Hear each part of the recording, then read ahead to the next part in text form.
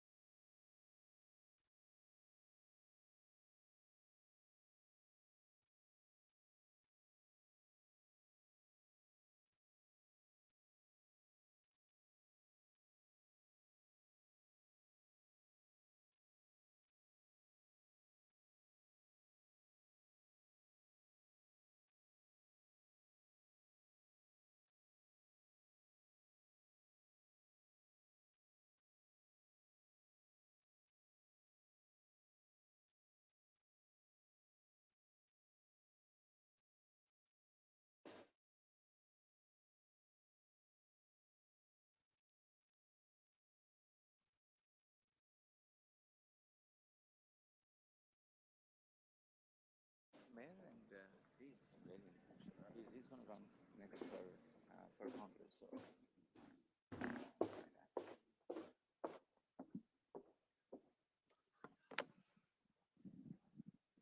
All right, Dan, we wanted to do this forever.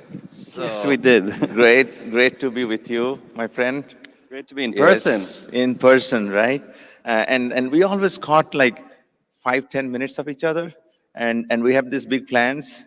I think this is probably we do it now. Make the plans, do the work that's required to follow up, and really, bring it together.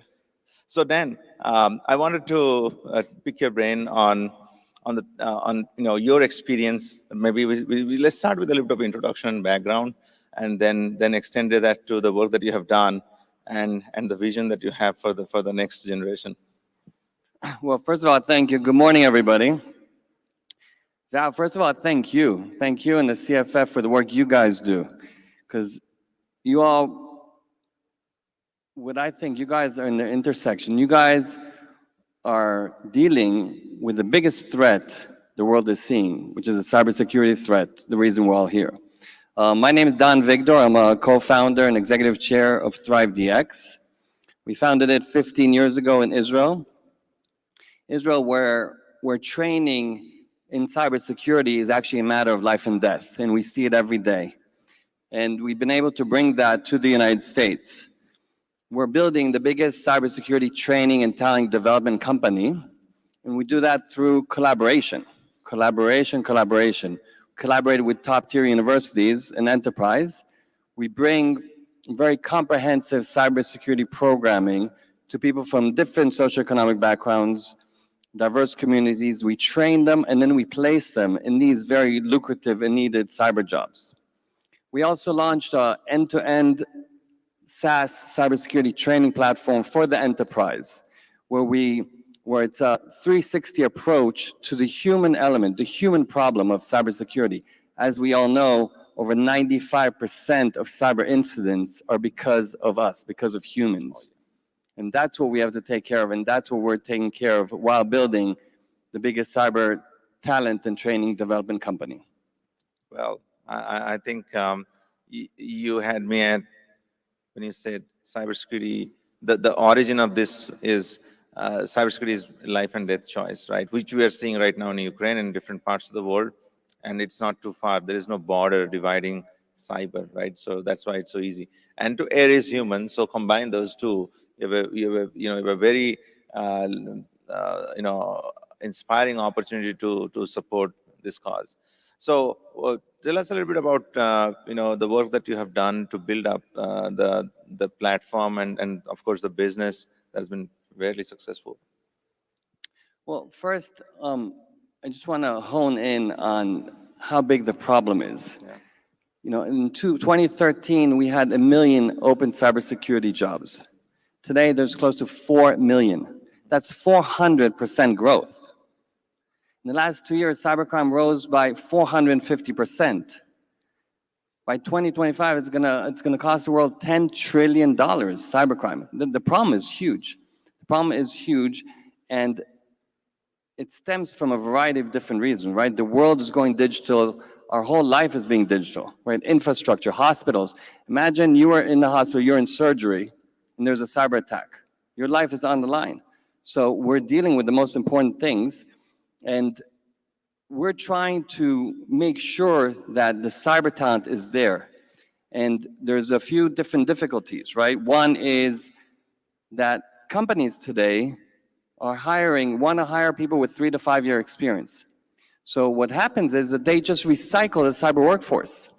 It's hard for a cyber security beginning analyst to get a job because he doesn't have experience. Yeah. And so recycling and bringing people that, a company needs 20 people. They go to an HR company, they say, pay extra. They pay them 20% extra and they move. And they're just recycling. Where, in the United States, there was 200,000 open positions 4 years ago. Today, there's 600,000. Yeah. So what we're trying to do is we collaborate with top-tier universities in bringing these comprehensive programming. But then we get into the problem of funding, because there's a huge amount of students that want to get into the sphere, but don't have the funding, don't have the capabilities to get quality education, trained, and get these jobs.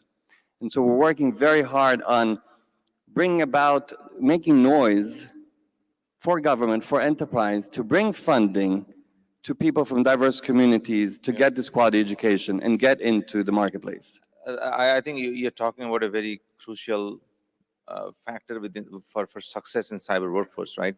We have to enable and equip people to take the training content that you have prepared, right? They are not all of the ones that we're trying to tap into, especially in the underserved, underprivileged communities.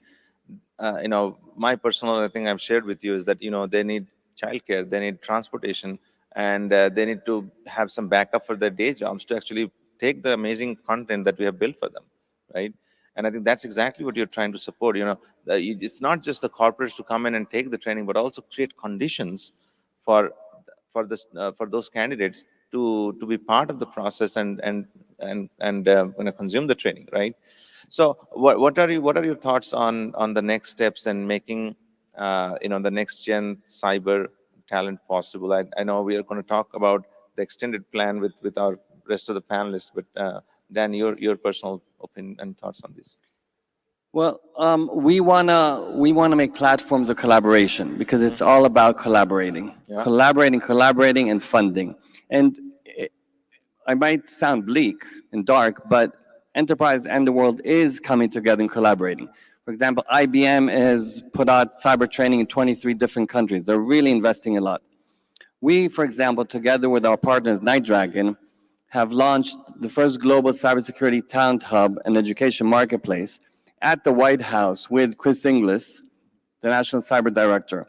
And this platform brings together, it's an ecosystem, bringing educators, enterprise, government, and students to both foster, train, retrain, and bring out cyber literacy everywhere. It's a platform that will enable companies to have a predictable, sustainable cyber talent pipeline. When we launched it, we launched also a scholarship program. We launched 150 scholarships. We're calling out to both government and enterprise to come join us. We launched a platform of a funding platform that's an interest-free loan, outcome-based, for people with under-resourced possibilities to be able to take this quality education. So we call out to collaborate, again, with enterprise and government to come help support diverse communities, people from under-resourced, being able to bring them this kind of education. I think all that is absolutely necessary, and the word that I would take away from here is the ecosystem. The ecosystem have to come together, and I think that's the gist of Talent Hub, right? It's just not like you have educators and you have industry, and they will just cross across and go join. It's just not happening that way, and I think the ecosystem and the Talent Hub is the most creative way to get this all together, and also most logical way. And then we talked about the National Cyber Help Desk with the mayor and several other stakeholders here.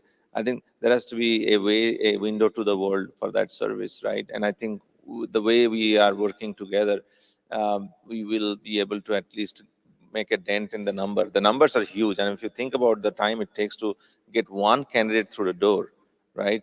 Anywhere between 2 to 3 months for an entry level, 6 months for an experienced candidate. We can't continue this way. So, well, Dan, I'd love for you to join the rest of the teams. Just don't go anywhere. Let me welcome up stage our friend Catherine and Iman, and I'm sure this discussion will even more get deeper and sink into everyone. Okay. Thank you, Val. Okay, of course, thank you. So, for those joining us online, give us a couple of minutes as our other two speakers join, and we'll go from there. Thank you, Dan. Stay on. Thank you very much.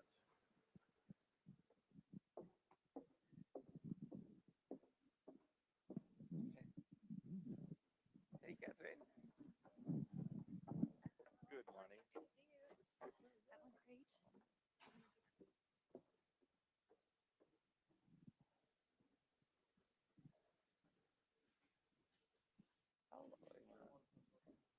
So good to see you again.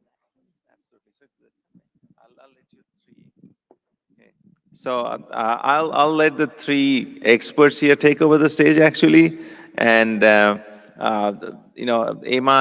and I have worked offline for so long. This is the first time we're meeting. I'm so excited to see her join the CFF program, and Catherine is another dear friend who's been working a long time in this space and brings a wealth of knowledge. I think joining with Dan, this makes us a powerful trio. So pay listen. Thank you.